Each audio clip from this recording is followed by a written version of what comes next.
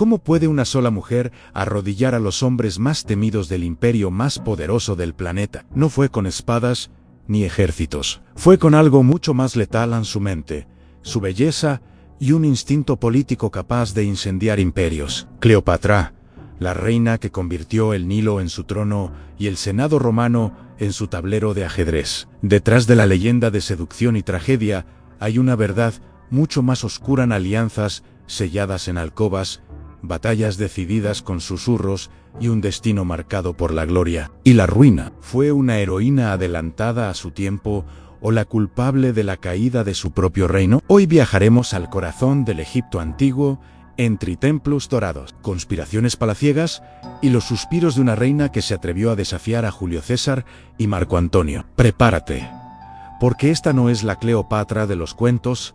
Esta es la historia de cómo una mujer se convirtió en diosa, en mito y en eterna. Y al tiempo mismo en Alexandria no era una ciudad cualquiera, era un faro del conocimiento, una encrucijada de culturas, una joya helenística en medio del desierto egipcio. Fundada por Alejandro Magno y dominada por la dinastía ptolemaica, esta metrópoli vibraba con el poder de los reyes griegos, que durante generaciones habían gobernado el antiguo Egipto como forasteros en tierras sagradas. En medio de ese legado dividido entre dos mundos, nació Cleopatra y desde joven demostró que no sería como los demás. Mientras los Ptolomeos anteriores hablaban griego y despreciaban la lengua del pueblo, Cleopatra rompió el molde. Fue la primera de su dinastía en aprender egipcio, en hablarlo con fluidez, en mirar a los ojos de su gente y hablarles en su propia lengua. Un gesto político, sí, pero también un símbolo. Ella no solo quería reinar,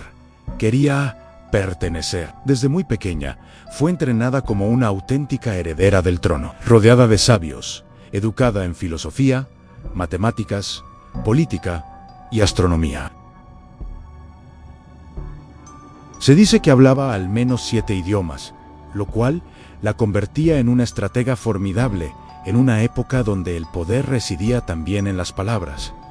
Pero su niñez no fue tranquila. La corte ptolemaica era un campo minado de traiciones, conspiraciones y ambición desmedida. Padres contra hijos, hermanos contra hermana. La sangre real no garantizaba la seguridad, solo el derecho a jugar un juego peligroso. Cleopatra aprendió desde temprano que para sobrevivir en el trono de Egipto, había que saber cuándo atacar y cuándo seducir. Mientras su figura se forjaba en las sombras del palacio, el mundo observaba. Roma comenzaba a extender sus tentáculos hacia el Mediterráneo oriental, y Egipto, con su oro, su grano y su misticismo, era el premio más codiciado. Nadie imaginaba que una joven princesa, nacida en medio de un imperio helenístico en decadencia, estaba destinada a cambiar el curso de la historia. Cleopatra aún era solo una niña, pero su leyenda ya había comenzado. Y si el poder no viniera del ejército, sino de la inteligencia, en el corazón de una ciudad donde los libros eran más valiosos que el oro y las ideas más peligrosas que las espadas. Cleopatra creció envuelta por el conocimiento del mundo antiguo. Alexandria, más que una capital, era un santuario del saber. Y allí, entre columnas de mármol y papiros eternos, una reina empezó a forjar su leyenda. A pocos pasos del Palacio Real se encontraba la joya intelectual de la antigüedad, la Biblioteca de Alejandría.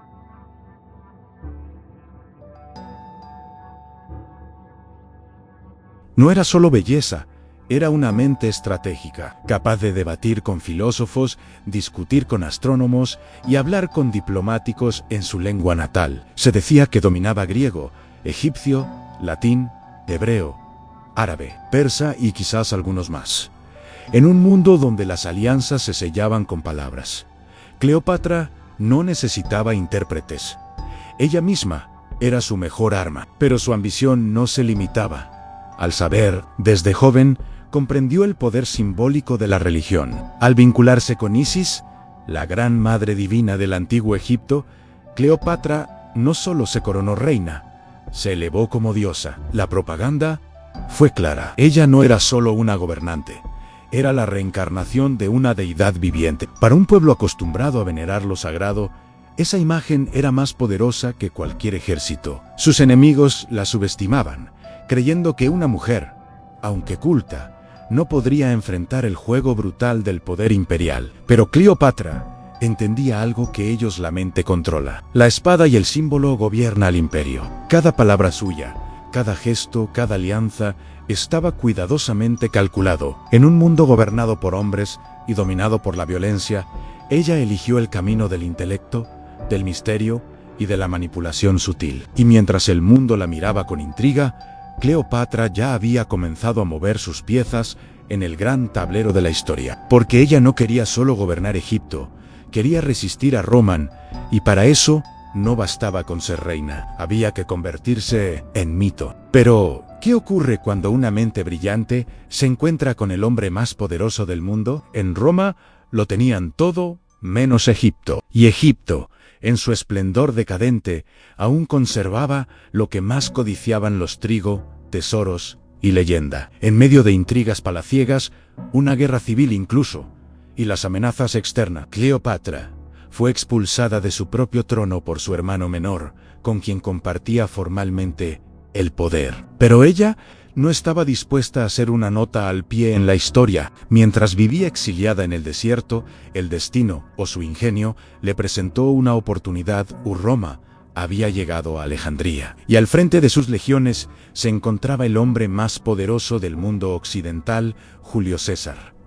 Lo que ocurrió después no fue casualidad, fue estrategia. La leyenda cuenta que Cleopatra se hizo llevar ante César, oculta dentro de una alfombra enrollada, una entrada teatral que marcó el inicio de uno de los encuentros más fascinantes de la historia. Pero lo que realmente conquistó al general romano no fue su belleza, como dirían después los poetas, sino su inteligencia, su audacia, su visión imperial. Cleopatra no buscaba un amante, buscaba un aliado. Julio César, curtido en batallas y traiciones, reconoció inmediatamente el valor de esa joven reina. Con su respaldo, Cleopatra recuperó el trono y Egipto volvió a brillar. Aunque ahora bajo la sombra protectora de Roma, lo que comenzó como una alianza política se transformó en una relación personal, una pasión ardiente entre dos mentes ambiciosas y peligrosas.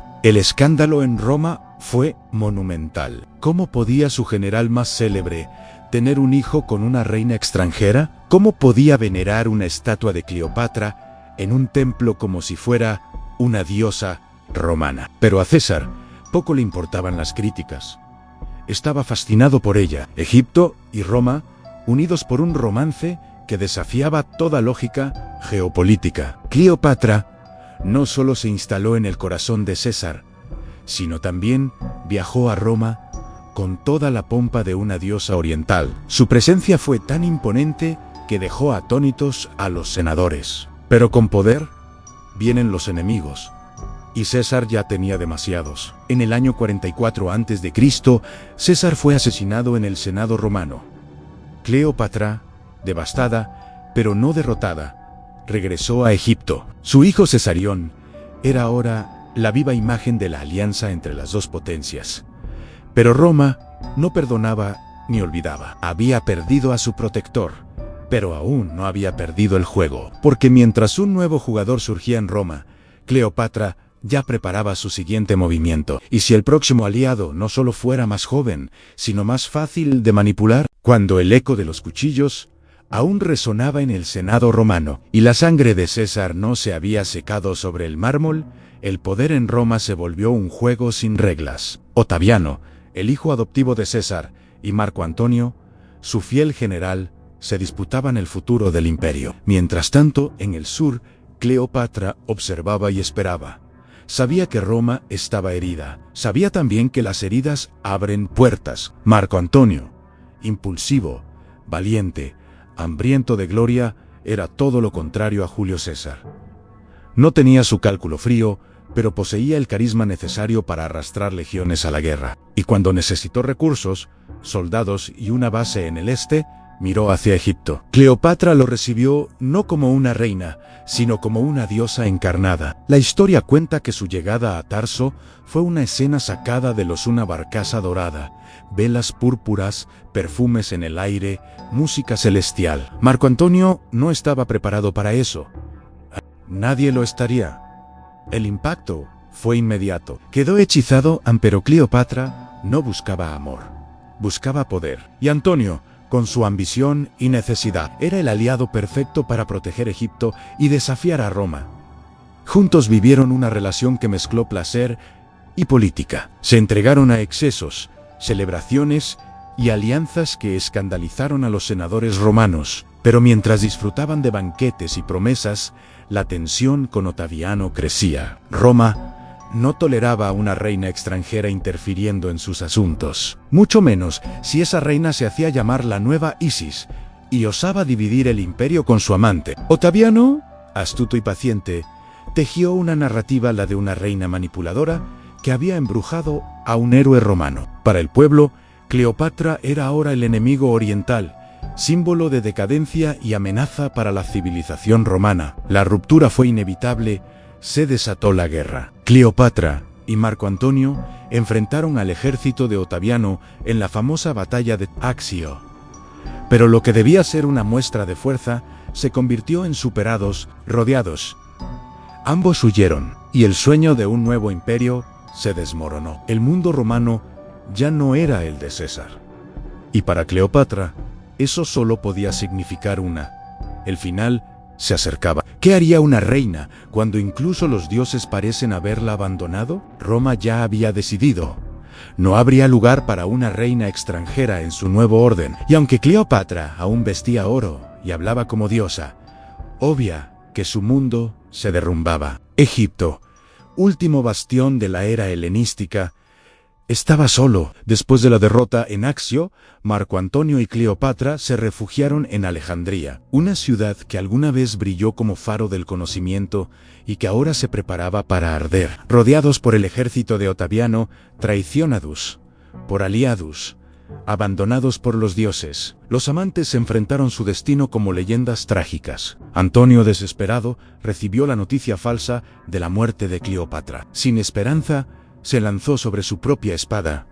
Moribundo, fue llevado hasta ella. Se dice que murió en sus brazos, envuelto en seda y lágrimas, mientras el palacio se cubría de cenizas simbólicas. Era el final del general, pero no el de la reina. Cleopatra, astuta hasta el último instante, intentó negociar con Otaviano. Ofreció riquezas, poder, incluso su vida. Pero todo fue en vano. Otaviano no buscaba oro, buscaba el símbolo de la rendición absoluta. Cleopatra, encadenada, desfilando en su triunfo por Roma, pero ella no se lo permitiría. Según los relatos, vestida con sus ropajes reales, adornada como Isis, Cleopatra se encerró en su cámara funeraria junto a dos sirvientas leales. Y allí, entre mitos y serpientes, eligió su final. Algunos dicen que usó un veneno, otros que fue una áspide, una cobra sagrada, la que le dio el beso mortal. Lo que es cierto es que murió como vivió,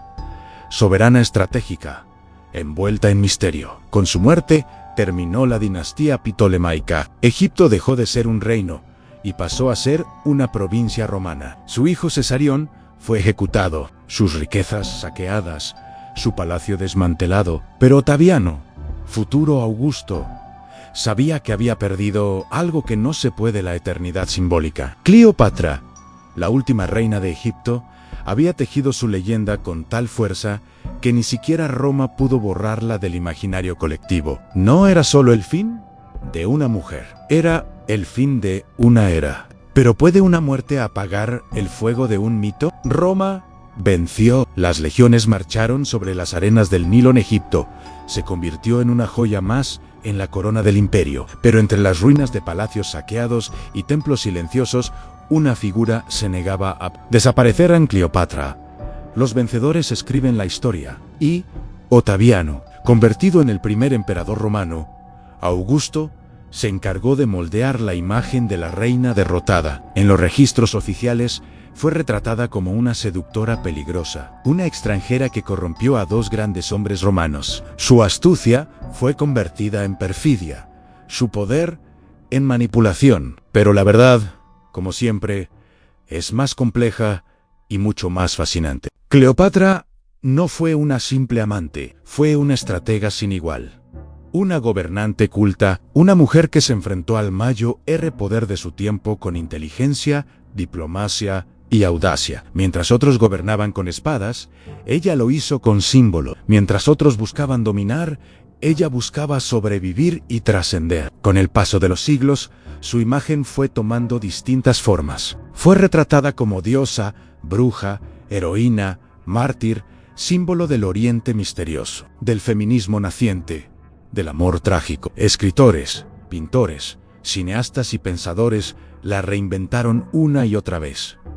Cleopatra no murió en su tumba, renació en la imaginación del mundo. Ningún otro faraón egipcio ha perdurado en la memoria colectiva como ella. No por sus conquistas militares, sino por algo mucho más: su capacidad de transformar la historia en mito. Hoy, más de 2000 años después, seguimos fascinados. Nos preguntamos cómo era su rostro, si realmente usó veneno, si amó sinceramente a Marco Antonio. Pero sobre todo, nos preguntamos cómo una mujer logró desafiar al mayor imperio de la historia y salir inmortalizada. Porque la muerte puede detener un corazón, pero no una leyenda. Gracias por haber visto hasta aquí. Si te gustó este video y te apasiona este tipo de contenido, suscríbete al canal para no perderte los próximos vídeos y descubrir más historias fascinantes. Nos vemos en el próximo vídeo.